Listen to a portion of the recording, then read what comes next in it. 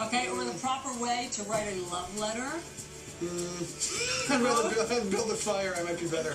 Well, a lot of grandpas know how to do these things, and the author of a new book is here with two grandfathers to share some wisdom that all men, in fact all of us, could use. Well, I know how to light a fire.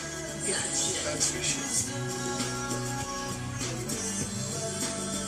Our next guest learned many skills, including how to build a fire, all thanks to her grandfather. And she thinks more people should turn to their elders because their life skills may be more necessary now than ever. Erin Bried is the author of How to Build a Fire and Other Handy Things Your Grandfather Knew.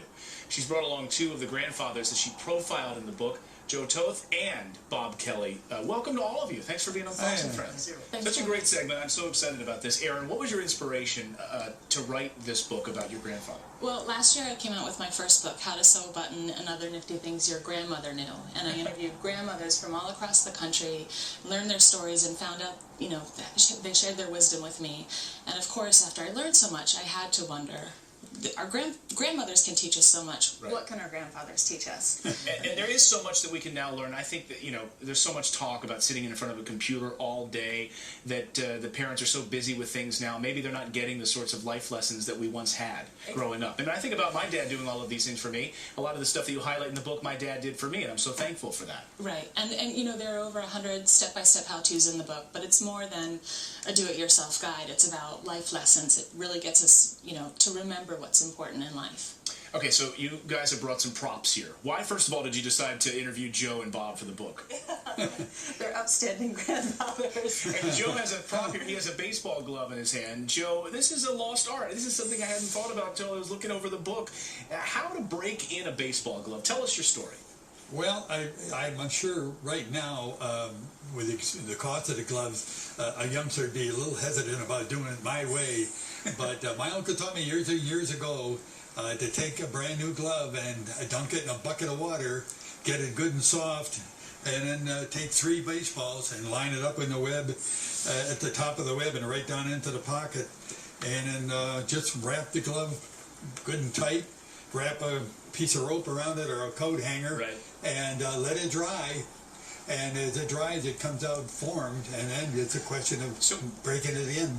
And this is incredible. Take a look at some photos here we have of you as a young man. We have you in the hat here. This is you as a young man in your baseball days, but you know these skills. You're a player with the Reds. Yeah. It's incredible. So this is a great skill to be able to pass on to someone else. Yeah. Bob can tell stories about pitching to Jackie Robinson and Mickey Mantle and his I was pitching with the Cubs in those days. That's incredible. Joe, your story is interesting also. A Navy man to this day. You went into the Navy in 1942 at the height of World War II, of course, and you tell an incredible story about how to make love last. Tell us all. What's your secret? It can cost you money. Please tell me. I got this quotation book, and when I'm in the mood to write to my girlfriend, my future wife, I pick out a little category like love, romance, flowers, whatever. And in this case, for instance, I picked out this love. So love seeks to make happy rather than be happy. So what I do, every letter, that quotation on top, I expound on it, you know what I mean? And then on the very bottom, when you sign your name, you got to give your sweetheart or your wife a pet name. So I call my now wife Mush. That sounds mushy, but it's lovey-dovey. I love it. Soft, you know? And I love also you see you have to give her a kiss every night before you head to bed. Some great tips in the book. How to Build a Fire is the name of the book. Erin Bried, check it out. Some great things that we can learn about our elders. Thank you so much for all being here. Will you guys stick around? Absolutely. All right, stick around for after the show as well. More Fox and Friends in 2 minutes.